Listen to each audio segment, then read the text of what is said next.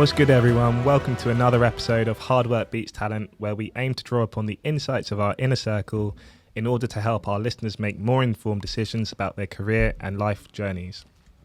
I'm Alex, and as always, I'm joined by my good friend and co-host Nikita. Hello, hello. Before we get into it, please remember to subscribe, follow, like, etc. at the Hard Work Beats Talent podcast on all major platforms. So, moving on. Today, we are very excited to be joined by the tenacious, multi-talented trailblazer that is Ellie. What's going on, Ellie? How are you today? Hello. That was a very kind introduction. Thank you. And thanks for having me. All very merited. So to kick off, do you mind just giving us an elevator pitch as to who you are, what you do, and all that good stuff? Yeah, absolutely. So I'm Ellie. I am the founder of a company called This Girl Talks Money, which is a financial education platform, and the host of a podcast called Money Unfiltered. That's a plug. So guys, it'll be in the show notes. Check it out. Nice. So to kick us off, I mean, you have various different aspects that you cover, mostly in sort of financial education, breaking that down. Do you want to give our viewers and listeners a bit of an overview of what it is that you do on a day-to-day basis? And we can break that down into segments of the different platforms, but just to give us a sense of how it looks and how it works. Yeah, absolutely. So broadly speaking, I would say there are like three different things that I do that This Girl Talks Money encompasses. The first thing really is the, I guess, public facing stuff. So the content creation, social media, which looks a lot easier than it is. So we're learning. Yeah, so we're discovering. Yeah, absolutely. Yeah, it's one of those things like people are always like, oh yeah, this looks fun, like I'll start it, and then you're like, oh my gosh, there's a lot that goes into it. So yeah, I mean, I've been doing that for about 3 years or so, and that really encompasses, I guess, everything from coming up with the ideas of what content to create, talking to the audience, getting feedback on content, looking at what's performing well, what's not performing well, filming content, designing content, and scheduling that all. And within that comes brand partnerships. So I've got to a point now where I get brand partnerships, typically with financial brands, but it does sometimes encompass lifestyle brands, which again is a process which is a lot longer than it often looks. You see, when you're scrolling through Instagram, you're like, you see an advert and you're like, oh, that looks fun. I'm sure that was a nice job to do. It's great. I really enjoy it, and I'm lucky to work with some great brands, but the process to get to what you see at the end is very long. There is a lot of emailing, a lot of briefs, editing, all of this stuff. So that is a big portion, I guess, of what I do. The second part is the behind the scenes work, I guess, which a lot of people don't realize that I do. But that is really writing primarily, but also consulting for financial services companies primarily. So I work with a range of different companies, a lot of startups who are going into the fintech financial education space. I do a lot of writing, so copywriting for them, and also helping them with strategy because they want to do effectively what I've done, but then sell something at the end of it. So that's another part. And I do also do a bit of that for companies that aren't in finance, but less so. And then the third thing is the podcast. And as you guys probably know, it takes up a lot of time, a lot more time than it also looks like. Yeah. So there's a lot of that. I'm lucky I have a co-host as well, Victoria. We actually started it in 2021 in the middle of the lockdown.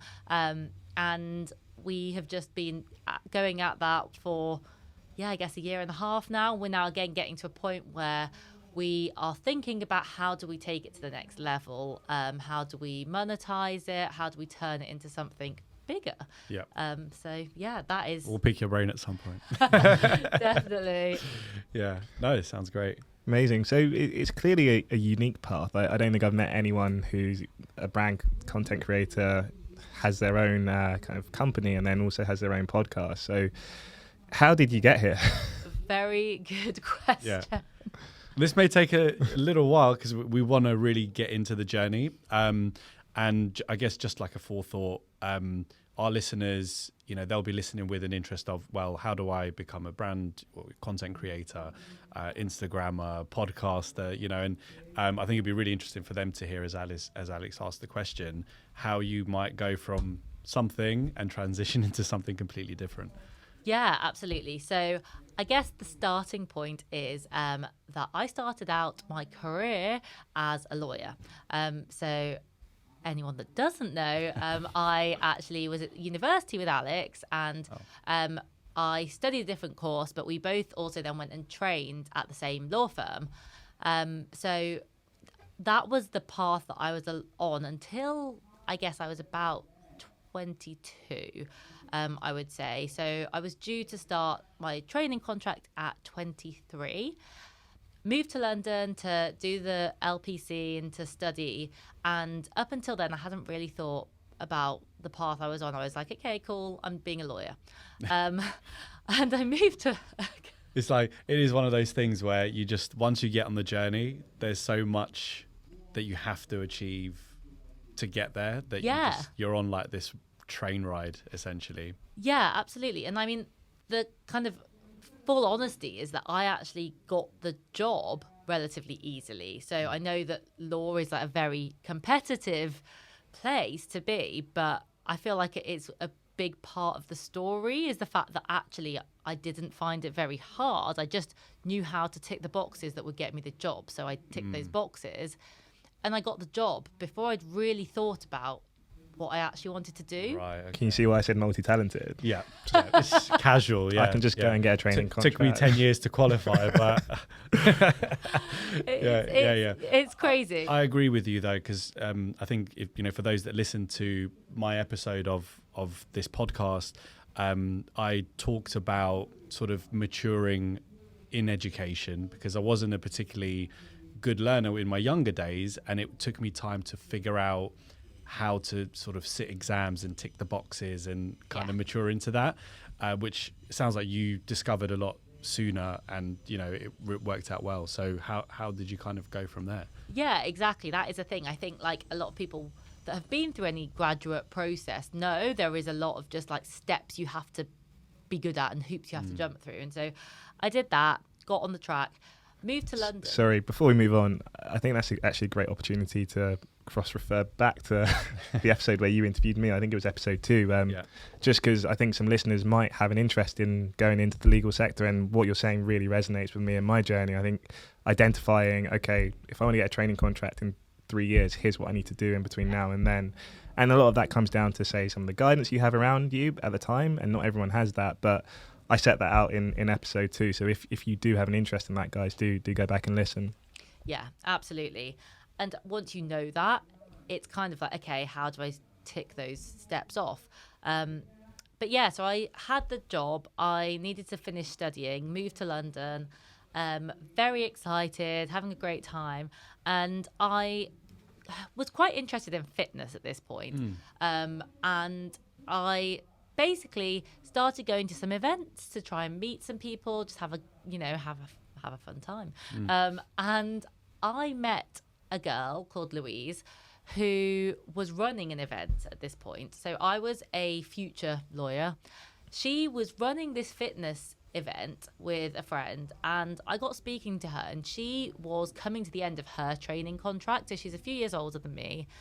And we just got on like a house on fire because we were two kind of lawyer to be in this world which was very much kind of Instagram, fitness, cute clubs, very fashionable.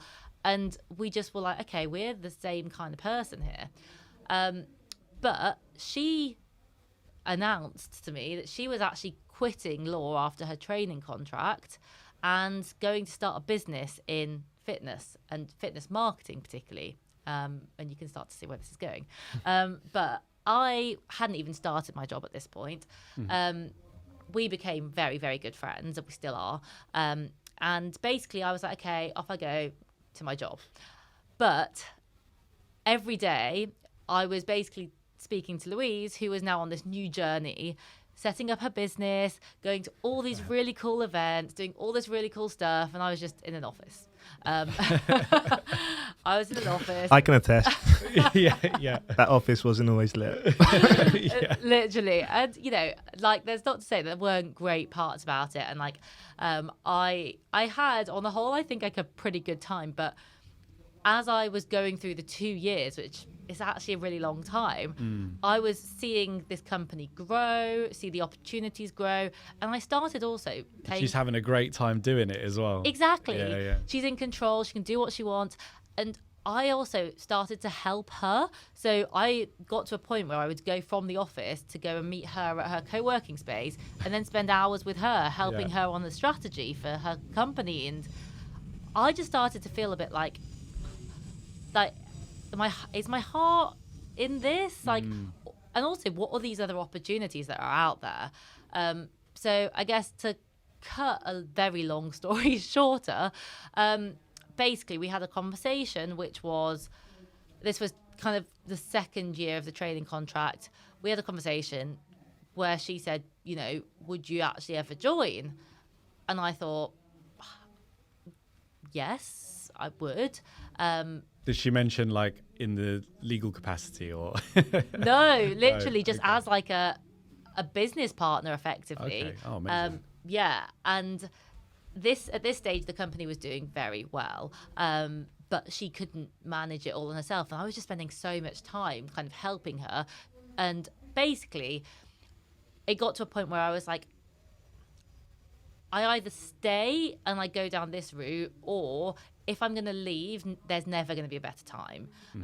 Because actually, I had no responsibilities. I was 25. I knew I could go back because I wasn't going to leave before I qualified. Yeah. So I'd have that under my belt if it all went wrong.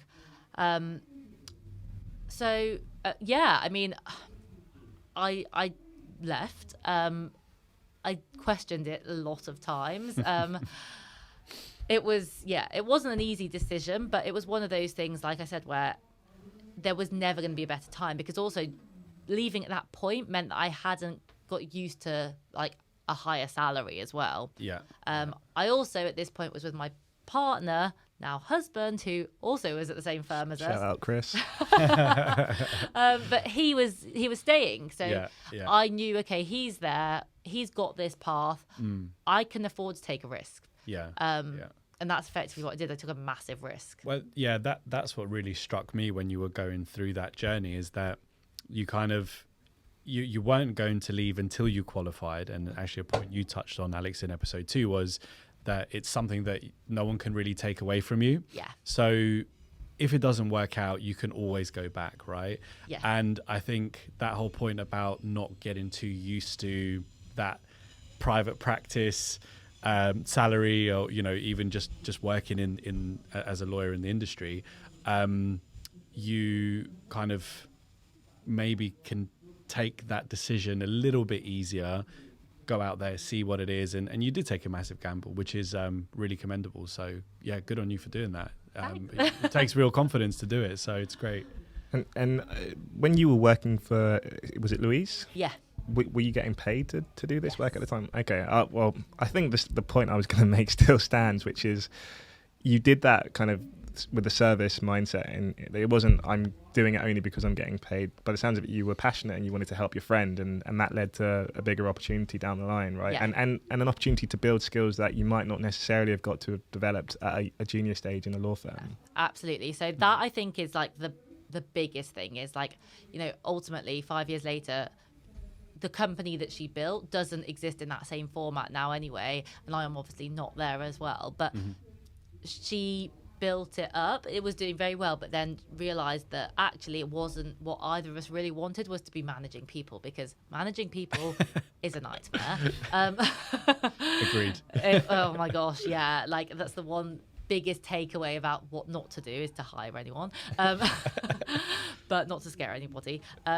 But that being said, like, I learned so much. Like, I learned everything about building a business and running a business, the highs, the lows, the stressful things, the opportunities, like how to pitch, how to manage clients. I learned all of that, at 25, and I was literally sat next to the founder every day. Like, I couldn't have had better experience. And I also learned, so the company was an agency. It was a social media agency for fitness, well-being brands. And I learned how to use social media in a professional capacity, which obviously is what then gave me like the skills and the confidence to do what I've then done because I knew how it worked. Obviously I've done it in a very different sector, but that was very much the basis of which I kind of built what I've now got.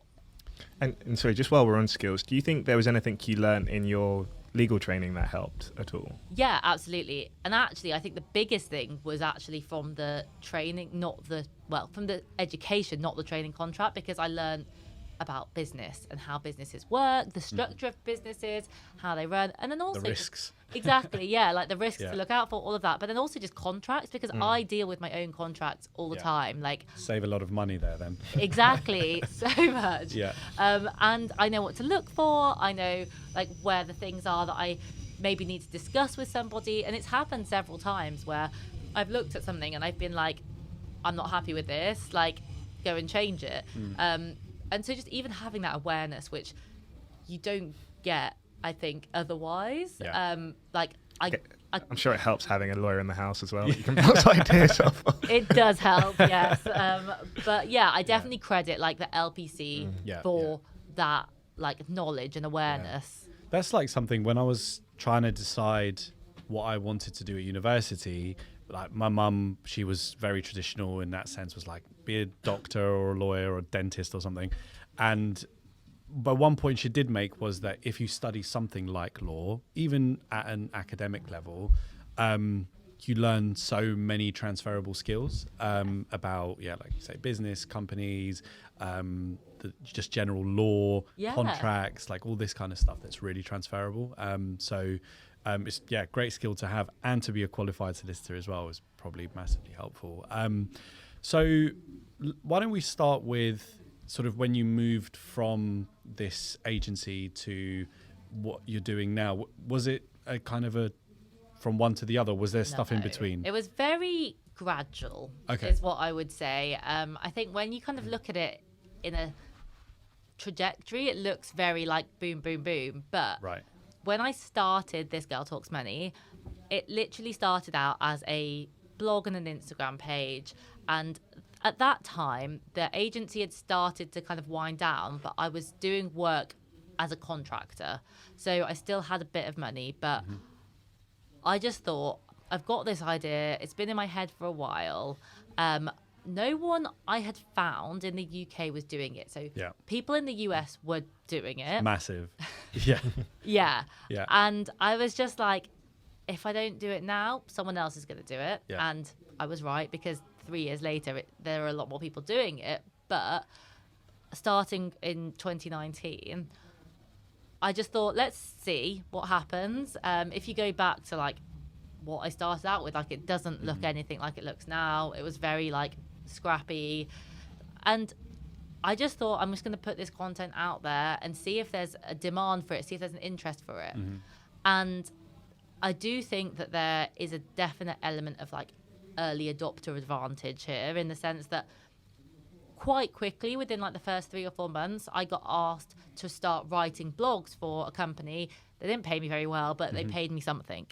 And that really, I guess, was the start of me thinking, maybe this is actually like a bigger thing than just a project. So what content were you putting out then before? Or was it blogs that kind of piqued the interest of companies? Yeah, so I was writing my own blog about just like very simple money tips, that kind of stuff.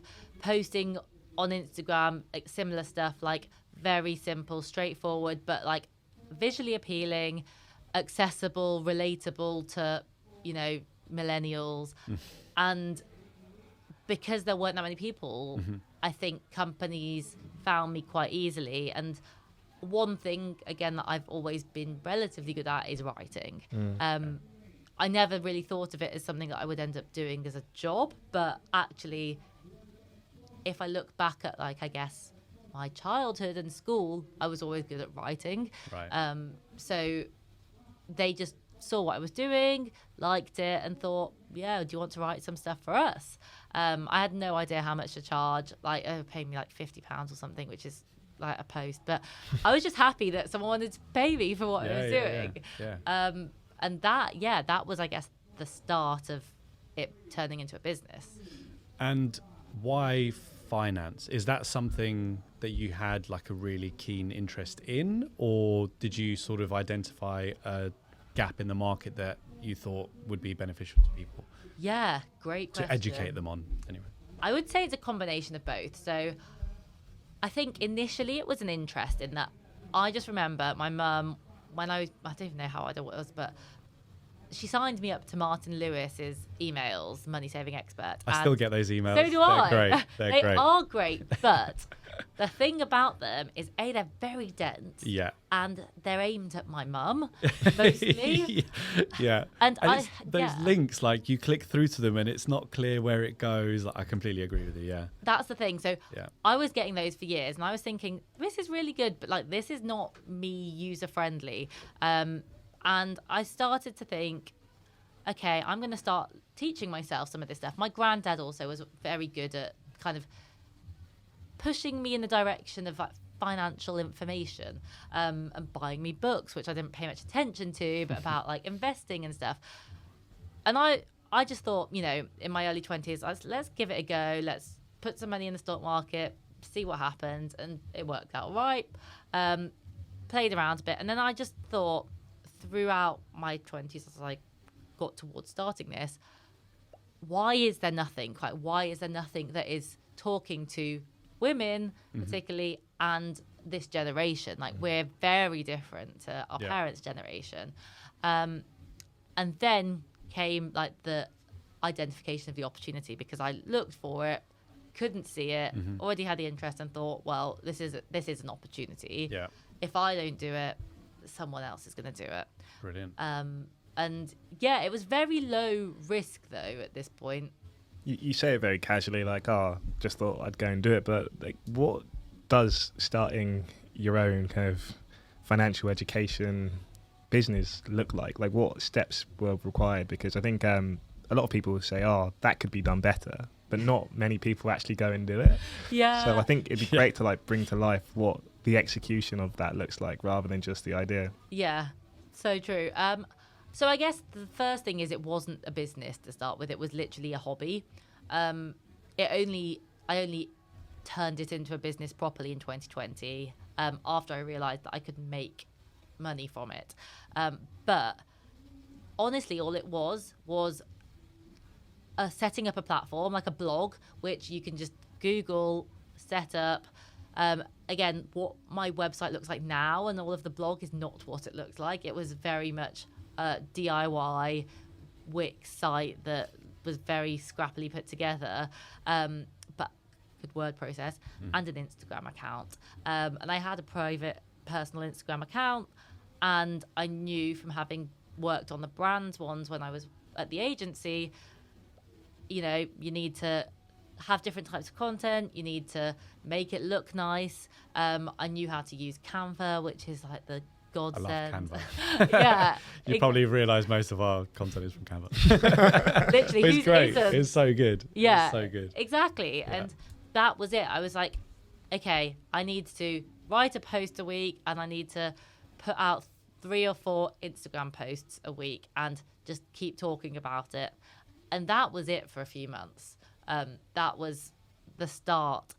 And I think for a lot of people, actually, the biggest thing, I don't know whether you found this, but is getting out of your own head and worrying what other people will think about it. Massively. Yeah, massively. Yeah. It is, yeah, because I think with that, particularly on Instagram, right, first of all, there's like this thing where everyone wants to be an influencer, right? And if your immediate circle sees that you're doing something that appears to be trying to be that, there's that immediate judgment.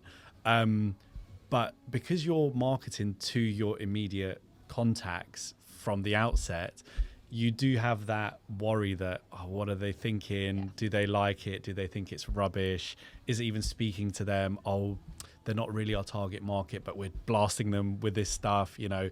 So 100%, you do have that like confidence issue to start with. I didn't tell my friends that I was doing this to start with. Like, I just was quiet about it and started like building this little audience, like didn't mention it to anybody. I don't even know how long it took me to actually be like, oh yeah, I've got this thing. And then I definitely played it down massively for quite a long time. I mean, I still do. But I think it's 100% like you've got to get over yourself when it comes to that, because anything that's out of, I guess, what you're used to doing and out of like the comfort zone, especially when you've grown up in like a world, which I have, which is very much like corporate jobs, like not very much go off and do your own thing. And just very quickly to say that when you tell people you're not responsible for how they feel about your successes, particularly with something that's really cool and, you know, current, doing something that there's a market for, because you do speak, well, I certainly find that I speak to some people and you kind of think, oh, this is what we're doing, and you know, you get some good responses, and some responses are a bit more like, oh yeah, that's cool, like kind of wishing they were doing something like that. You know, and you think, well, if you want to do it, go out and do it, you know, no one's stopping you, you just got to put in the hard work. So that whole thing of like letting go of how other people feel about it, it's not your responsibility. No, that's so true. And just like, just expecting people to react in different ways, but ultimately knowing that, you know, like you say, you're the one doing it and they're not, they're sat behind their desk or at home or whatever, and that's not your issue. And you were still working at this point, right? Yeah. And how did that transition work? Yeah, it was really quite gradual. I would say it was probably over like 6 months or so that I started doing less of the work, like the freelance work from the agency, and picking up more and more of my own work. Okay. And I don't think that's ever really stopped in a way. I've been through various different phases of like quiet, busy, having work from all different directions of all different types, to basically just having weeks where there's not that much going on, and that is still like something that I struggle with. I still find it quite hard, the not knowing what is coming when, but I'm also trying to just learn that is part of running a business. Surrendering to the flow of the universe. Exactly, something like that.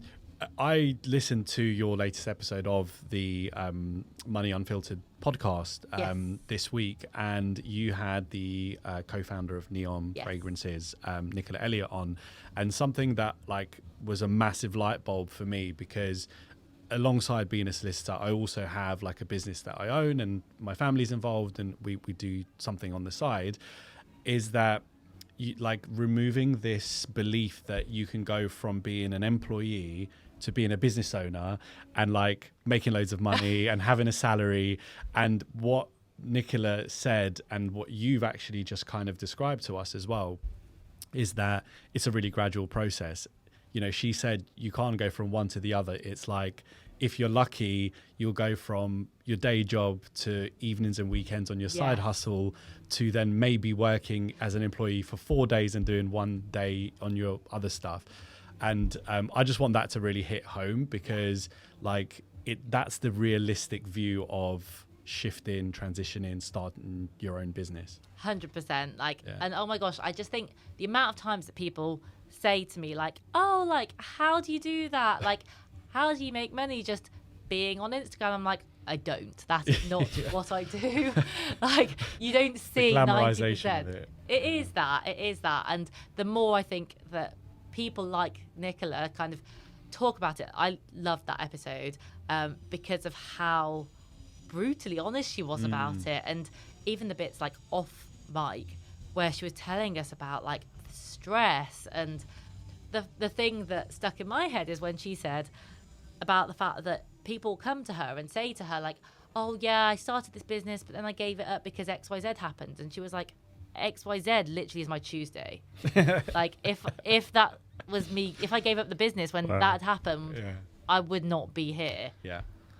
And I think that goes to I don't like to quote Dave all the time, but he says you've seen my picture but you've never seen my camera roll, which I think is a good way of putting it to the younger generation. Like, people see a snapshot of success and don't see the hard work that goes into it, and the sacrifice and the sleepless nights. So thanks for bringing that to life for us, and I think it's a really good reflection from you, Nikki, because a lot of people think they can get rich quick, but the reality is it's slow, gradual steps which compound over time, which often have bigger effects. Yeah, absolutely. And get used to working late at night and, using your weekends to do something that you want to build, on the side or for the future. So absolutely. Yeah. So just moving on to the podcast, content creation, how did that begin? And tell us a bit more about your partner there and how you guys came up with the concept. Yeah, so I love this story, and this is like a great message to anyone watching. So Victoria literally came across me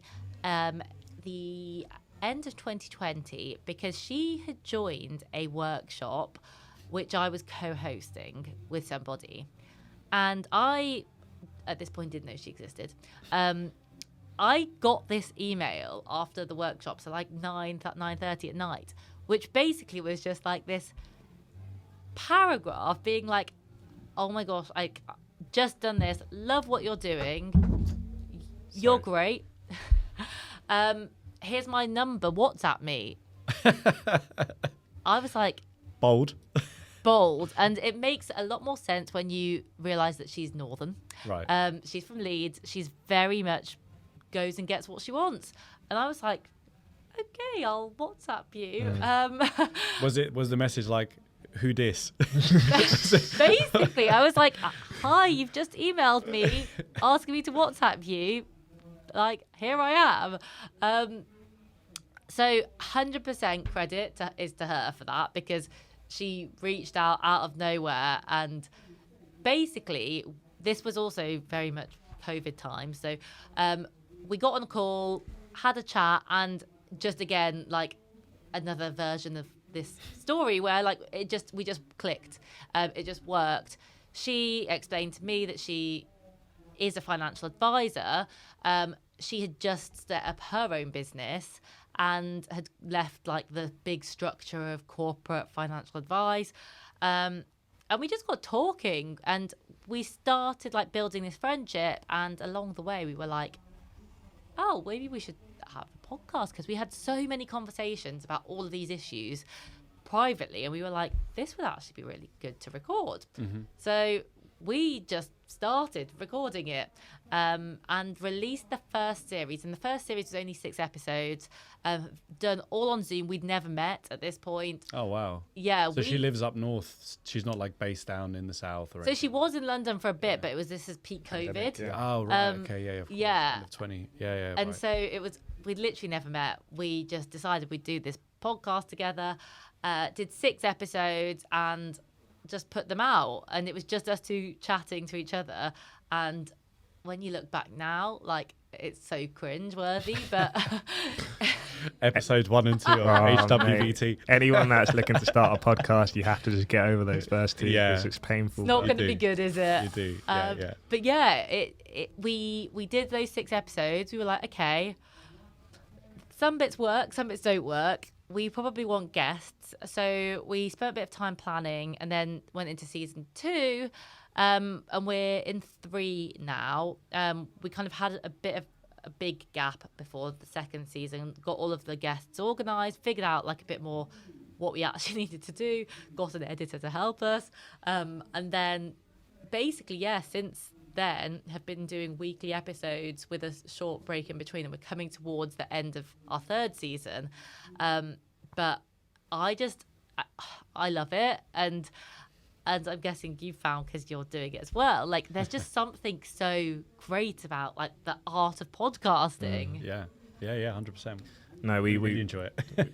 Yeah, we love it. And yeah, thanks for sharing that with us. I think to your co-host Victoria, big props to her. She's not here, but you only miss the shots you don't take, and she's created something from being bold and reaching out where a lot of people don't. They might hear an inspirational speaker and who encourages them to, if you've got any further questions, reach out. But yeah, I've definitely been guilty of it at times, not reached out. And yeah, who knows what opportunities come from it. So that's one I think we can both take away, and so can our listeners. So thanks for sharing that with us.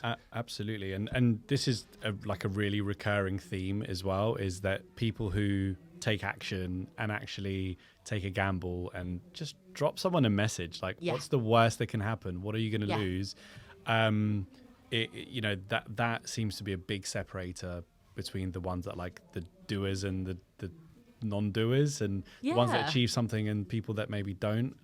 It's hard though. I definitely think it's easy to look at all of the things that you've done, and for people to listen or watch this and think, oh, well, she must find it really easy to do that, to reach out to all these people. Like, I still find it hard. I don't think it ever gets much easier, but you just keep going back to that point that if you don't ask, you're definitely not going to get. And I mean, as our guest bio once said, closed mouths don't get fed. Exactly.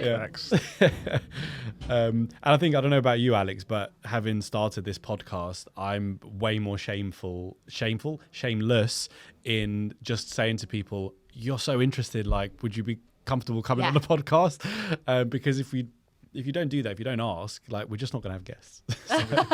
And this is the thing, I think, with podcasting as well, like, you realize that you have to, if you want your podcast to be good, if you want it to be interesting and engaging, like, you've got to go out and find those people. Yeah, absolutely. And we've definitely, as we've got through it, like the last couple of ones, and we've got a few coming up where we've got quite big guests on, and even those have come about from this exact same thing happening, where one of us is just like, send a message, like, send an email, like, go over to that person and ask them, like, ask a mate of a mate if they'll connect you.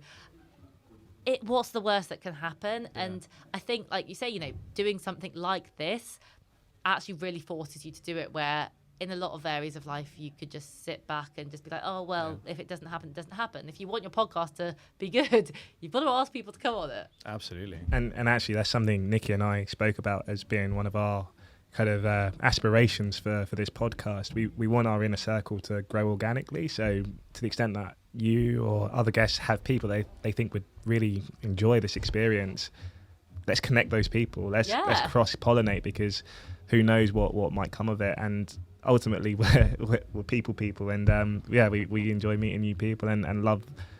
We met through a mutual friend, and look at where we are now. So we know things can come out of it. So we completely share that view with you.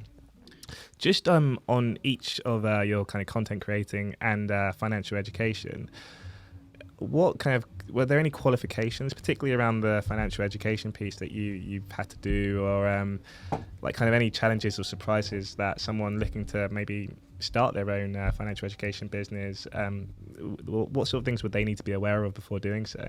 Yeah, so it's a really interesting one, this, because finance is a very weird space, I would say. So there is financial advice, and financial advice is heavily regulated.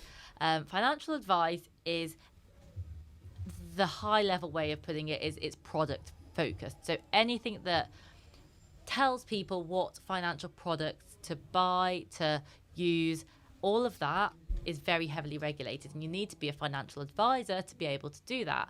Being a financial advisor, lots of exams, lots of hours, sleepless nights. Let's not go into thoughts on the FCA, because that's a whole episode in itself. But, not on our podcast, please, Ellie. Let's get it shut down.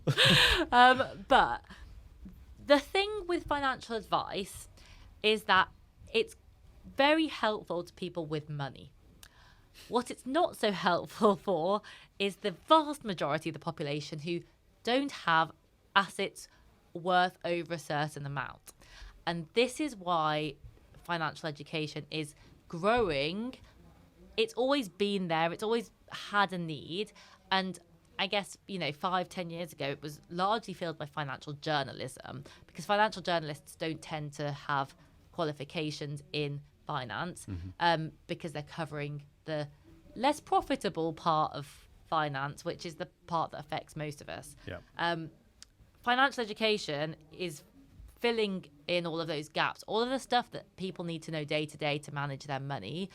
There is also an element of like educating people about, you know, what is investing, what are pensions, those things, but it's not product focused. So what I did, so I started out basically just talking about my knowledge and my own experiences, but I also then realized that I wanted to be able to be confident in what I was doing, but I didn't want to go down the advice route. So something that, again, came out of the US and is still relatively new here, but there's definitely a trend at the moment, is financial coaching. And financial coaching is much more about helping to facilitate clients to get to their own answers, to get to their own solutions about money. So it's much more people focused, it's much more emotional, much more behavioral. So I actually did a course. It was like a very intensive program with the leading financial coaching educator in the country. She's brilliant. She's got a company called Wise Monkey Financial Coaching. She's been doing this for 27 odd years in the UK and is super highly respected. And I was like, I want to go to her because if I'm going to do this, I want to do it properly. And this was quite early on. So I was like, I'm just going to invest in this. So I know that I am confident in what I'm doing, particularly if I want to help people in terms of going to workshops on a one-to-one basis. So that's what I did. There's a lot of questions still in the space because the FCA, they just don't really have the capacity or the bandwidth to deal with the size of this issue, which is that the majority of people are not being serviced when it comes to financial support, education, advice. And actually, one thing that I have found really helpful is working with Victoria, because she is a regulated advisor. So she has been through that process. And actually, one of the reasons why we kind of clicked in the first place is that she really wants to move away from advice, because again, the type of client you're working with are not people that need like help. They're people that want help to make their lots of money go further, typically. And it's just a hugely different person that you're talking to. And like the person I'm passionate about is someone like me 5 years ago who doesn't know where to begin with, you know, a decent salary, but not loads of money, like a high cost of living like in a city, want to go on holiday, want to have a nice time, but want to make good decisions. And that is, I guess, where there's still this big gap. And any kind of particular highlights of your financial education career so far that you wouldn't mind sharing with us?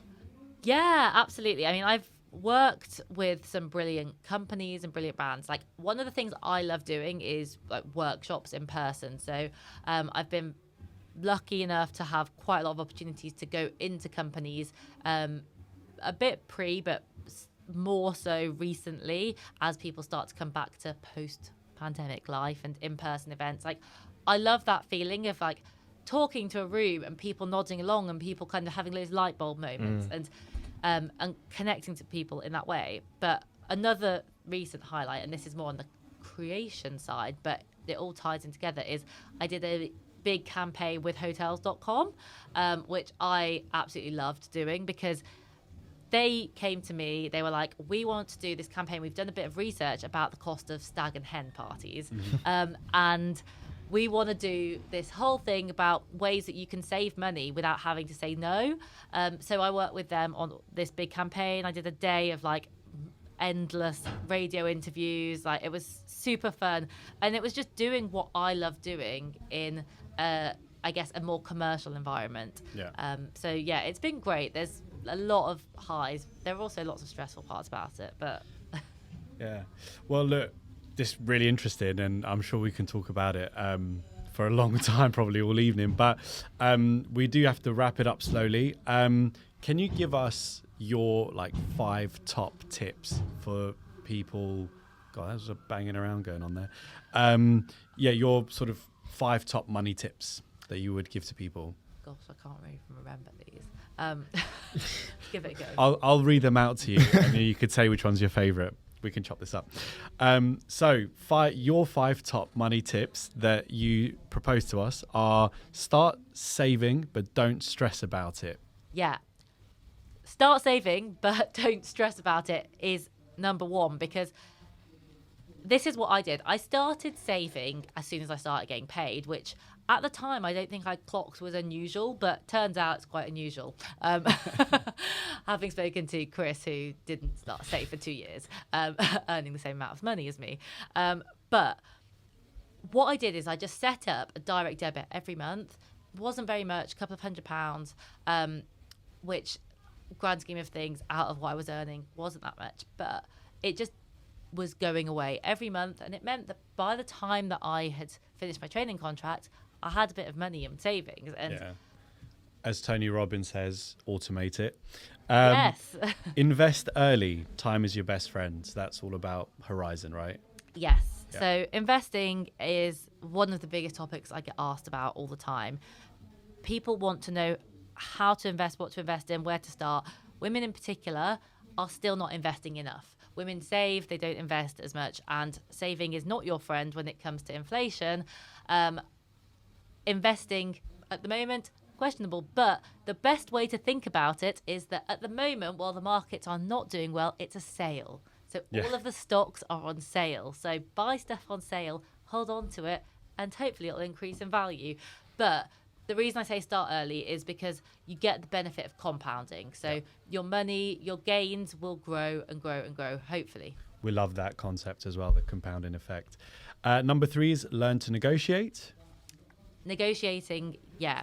This is a skill that I find hard still, but find yourself somebody that can back you up. So find yourself someone that when you're struggling to negotiate, you're struggling to ask for more, will say, no, you go and do it. Like, ask for more, go in higher. Cheerleaders. So you need a cheerleader. Absolutely. Number 4, don't chase money. It won't make you happy. Yeah.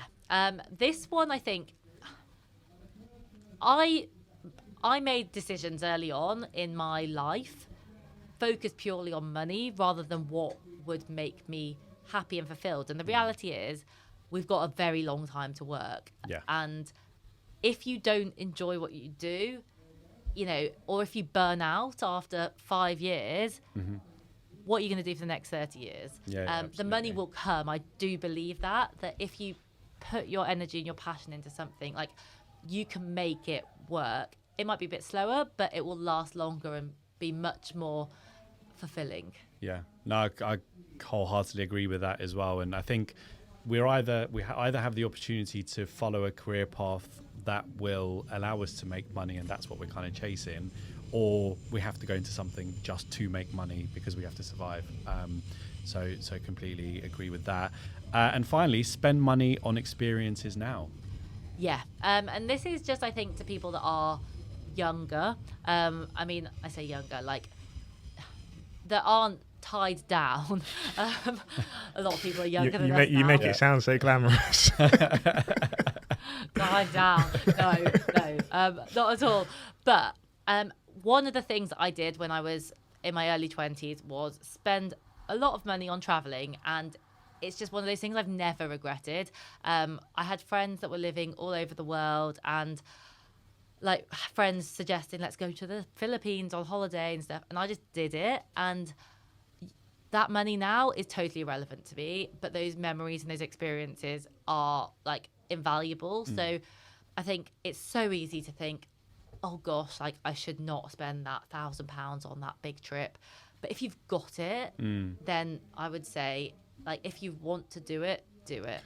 And I think on that one, because I fully agree with that. And I sometimes, when we go on some of our holidays, which aren't the cheapest, think, oh, this is a bit steep. But it's also an investment in the relationships with the people that you have around you. And we have our whiskey club. It can literally be anywhere. Yeah.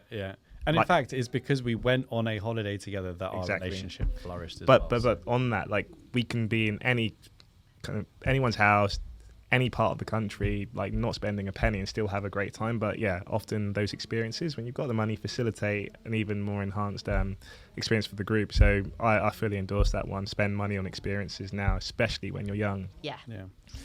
Brilliant. Well, look, we need to wrap it up. Ellie, thank you so much for coming on. It was really insightful. I've also learned a lot about content creation and, you know, how to go about things maybe in a better way for our own platform.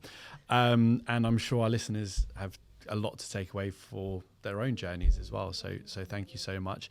Alex, have you got any closing words?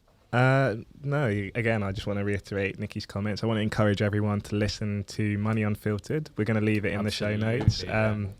Maybe even we could reach out to your co-host Victoria, get her on, and Louise. Yeah. But they sound like really inspirational women, and we're always keen to get their voices heard for the next generation. But yeah, thank you very much, Ellie. Great to see you again, and yeah, hopefully catch up soon. Yeah. Thank you for having me. Where can people find you? At This Girl Talks Money on Instagram and on TikTok. TikTok. Nice. Let's not talk about how TikTok. Yeah, and thisgirltalksmoney.com. Brilliant. Amazing. Thank you very much, guys. Thank you for listening to this episode. As always, please like, follow, subscribe, comment, all that good stuff. We are at Hard Work Beats Talent Podcast on Instagram, Spotify, Apple, Google, and YouTube. And if you want to reach out, give us a shout. Thanks for listening. Bye.